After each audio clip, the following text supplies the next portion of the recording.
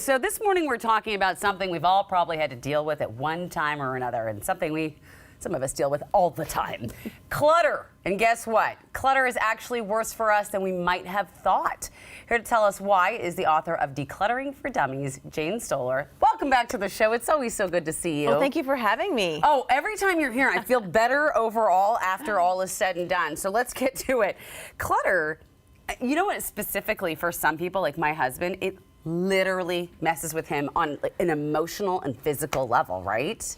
It's a big topic right now, so it's affecting our mental health. And when we think of clutter, we think of stuff and physical stuff, but now it's affecting mentally. We have so much in our brains, our focus, our digital clutter is affecting us, so it's going beyond just the stuff around us now. So it distracts us from the life we could be living, the happy life we could be living. So it does impact our behavior, doesn't it? 100%.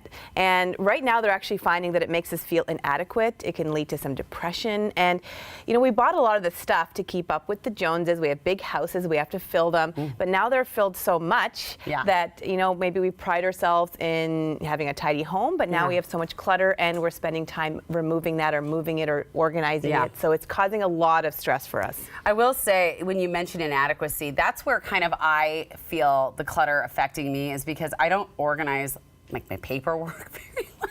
I have a box, it all goes in the box.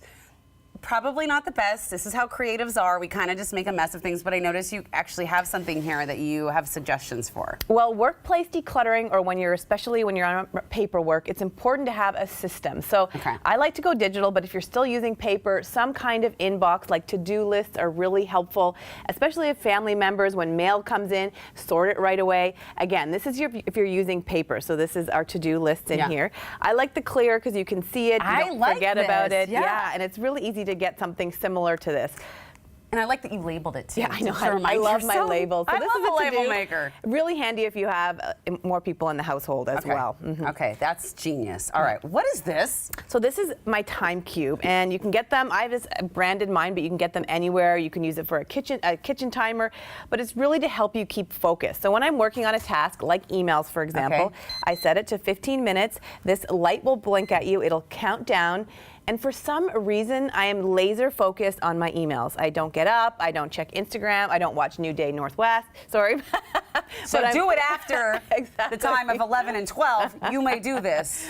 But it really keeps you focused. And it's really a simple thing that can keep the clutter away. Can I tell you why I like the cube? Because I would go on my phone to set a timer and get completely distracted. And like 15 minutes later, I'm scrolling Instagram. So cube good. Yeah, nothing. Don't use your phone. All right, I like that. I like that a lot. What is this little box? So you were talking. We're still talking about paper clutter here. This is receipts, and I tell everyone to get an electronic receipt tracker and don't do this. Okay. So, but if you like receipts, because some people do like the paper, they don't trust the. They don't trust it, but I really highly recommend. This is actually the backup receipts that I keep for one of my clients. But if you can get on your phone a receipt tracker, take a picture of it, it automatically uploads, and it'll save you so much. Okay, I like it.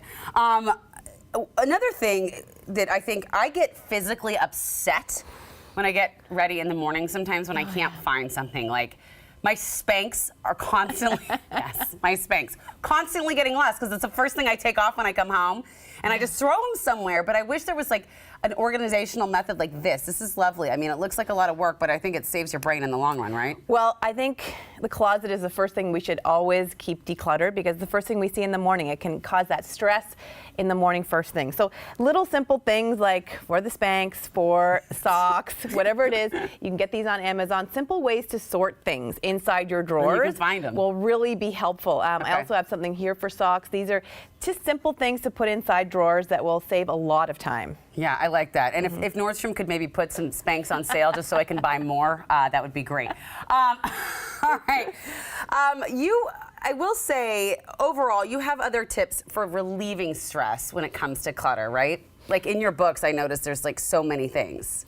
So I really talk a lot about the digital clutter and the mental, the focus side. So digital clutter is not just tech tools, like I have cords organized here, and that really helps us. But think about digital on your online life. The apps on your phone. Yeah. You know, when you pick up your phone. Like these? The email system. system. There are two types of people. Definitely the lower type. And I have a big section on email management as well. Oh, so you do? Yeah, I do. And Is it's that not for me? No, don't worry. It's not a bad thing if you have that many, but maybe it's time to reassess. Can somebody help you with your emails, an assistant? Is there a tool that you can use to, start fresh and build some folders? And if you haven't read those 1,000 emails by now, are you ever going to get to them? Is it that important? Will they email you back? So really try to detach yourself from that email and find a system that works. What I've done in the past is I just abandon email boxes when they get to my Yahoo has got 74,000 emails, and I'm like, I'm gonna do the Gmail now. But it's important because there are important emails through that. So are you saying that I'm not a failure if I actually have to take a day to do that? I'm actually doing good? You are doing great. And I say that's the first step is saying, okay, I'm going to dedicate some time, block it off. Okay. Only do your emails, create some systems, find out the important ones you have to keep, bulk delete the rest, start fresh, and don't be hard on yourself. Okay. Start today. If you have the 809 like I showed, don't worry. We can start somewhere and get you email organized. What about the 76,000? Well, I might say start. We might get some important ones out of there, but the rest we would bulk delete. All right. Thank you. It's always a pleasure seeing you, and you really do help us just mind, body, and soul when it comes to organization and decluttering, so we really appreciate it. Thank you for having me. I love sharing this knowledge. I will work on those emails. And